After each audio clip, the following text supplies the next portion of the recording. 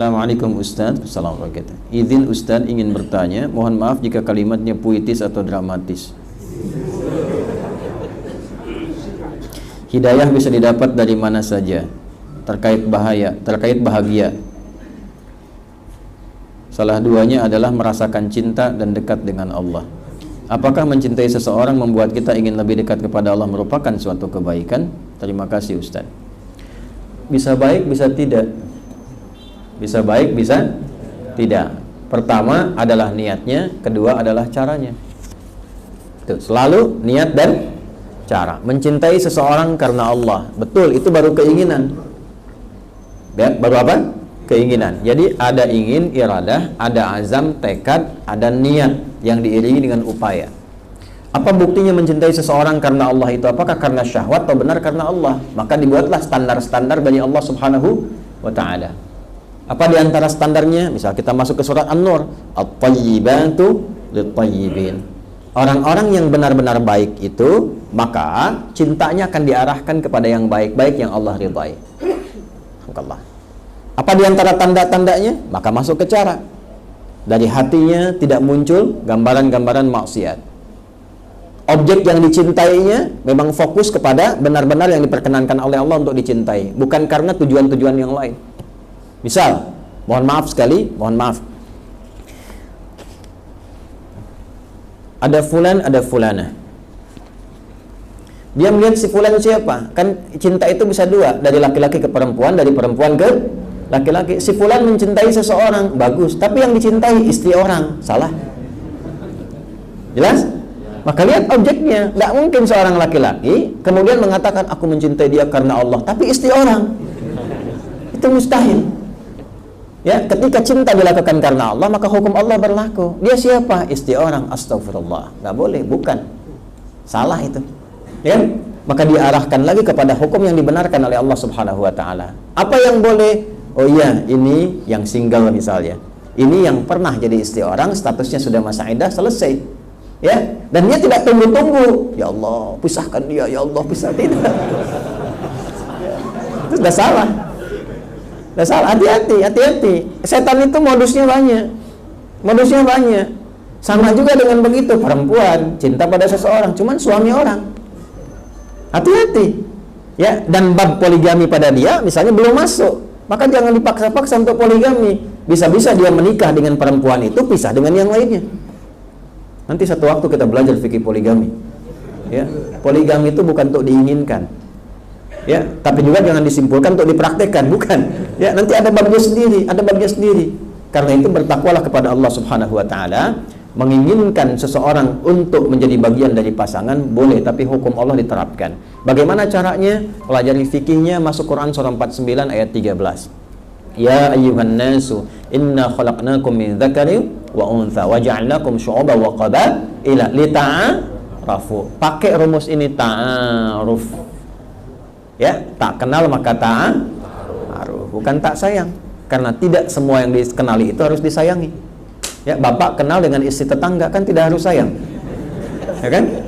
Ta'aruf, apa itu ta'aruf? Taknya di situ, taknya berfungsi saling. Dengan kata alif, alifnya mufa'alah. Dari kata arafa, mengetahui dengan baik. Ta'aruf, saling mengetahui. Lihat dulu, saya nampaknya terlihat ada keinginan tertarik dengan si fulanah atau fulanah kepada si fulan. Kenali siapa dia. Kan 4 rumusnya kan? Masih ingat? Tunkahul mar'atu li arba'in. Kalau pengen menikahi perempuan atau perempuan ke laki-laki karena 4 hal. Satu, apa satu? Kita tempatkan nasab dulu, li nasabiha. Latar belakangnya siapa dia? Anak siapa? Dari mana? Ya kan? Untuk ditentukan jangan-jangan satu nasab. Ya, jangan-jangan sosok yang nggak boleh kemudian dinikahi seperti yang tadi kita sampaikan. Ya, maka setelah ketahuan nasabnya, aman nasabnya. Yang kedua apa? Lima liha. Kadar kemampuan ya dari harta benda, dibutuhkan apa untuk menikahi itu. Makanya nanti turun Quran surah keempat ayat keempat, wa atun nisa sadaqatihinna nihlah. Cek untuk menikah itu, untuk lamaran butuh apa? Apa kebiasaan di tempat dia? Ya. Kemudian dari situ ada mahrul misli, mahar yang standar di tempatnya. Berapa yang dibutuhkan untuk pernikahan? Nggak harus terlalu mewah, yang penting akan terpenuhi. Kemewahan disiapkan untuk setelah berumah tangga. Yang ketiga apa? Li jamaliha. Ya, itu standarnya relatif. karena kecantikannya atau kegantengannya. Nah, cantik yang dimaksudkan di sini tafsir lagi di hadis lain. Bukan secara fisikal saja. Betul, fisikal nanti terkadang terkait dengan keturunan. Tapi ada hadis lain nanti yang menafsirkan ketika dipandang merasa tenang. Jelas? Membuat kenyamanan. Ya, ada memang wajahnya secara fisik cantiknya luar biasa 100%. Cuman cerewetnya 1000%. Misal. Ya, yang ketika digandeng memang nyaman, tapi ketika bicara jadi nggak nyaman. Ya, mal untuk keluar 10 juta, tapi zakat malnya 100 juta misalnya. Ya, itu kan repot juga. Maka mungkin yang wajahnya biasa-biasa, tapi terlihat cantik dalam dirinya.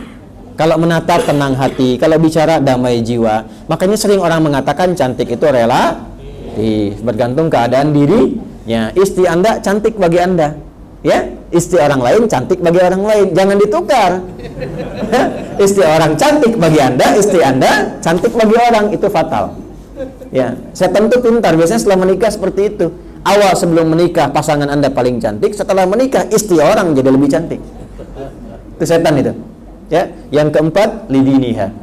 Yang keempat itu agamanya. Jadikan ukuran. Jadikan apa? Ukuran. Fadfar bidzatid dini taribat yadak. Jaga yang agama itu, kalau benar agamanya, itu akan beruntung dalam pernikahannya. Jadi, tetapkan pada yang keempat. Maka kalau Anda bertanya seperti ini, ukur yang keempat itu setelah memastikan yang 3. Jadi 4 jadi prioritas.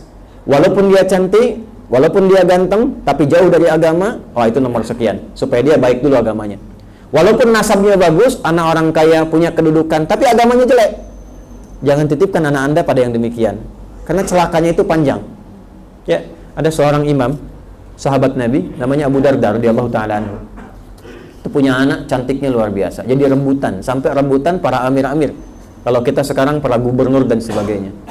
Ada anak seorang pejabat, pejabatnya kaya, punya kedudukan tinggi dan seterusnya, melamar. Anaknya ganteng.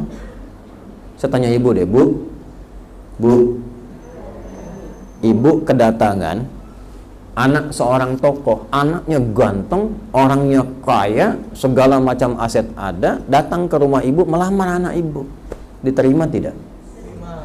Masya Allah.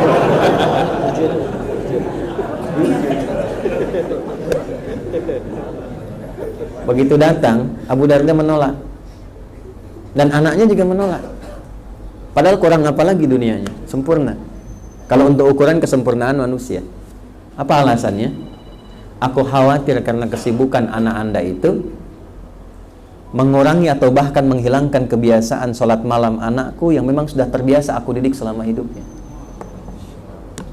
Takut kehilangan amalannya.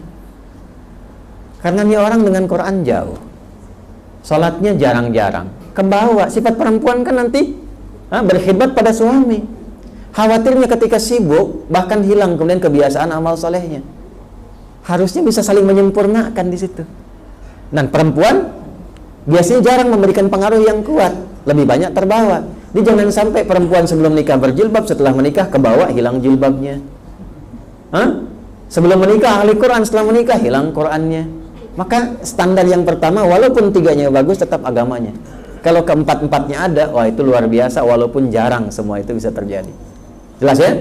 Baik, jadi mencintai itu boleh sepanjang hukum memperbolehkan dalam kebolehannya. Maaf kalau jawabannya sangat puitis.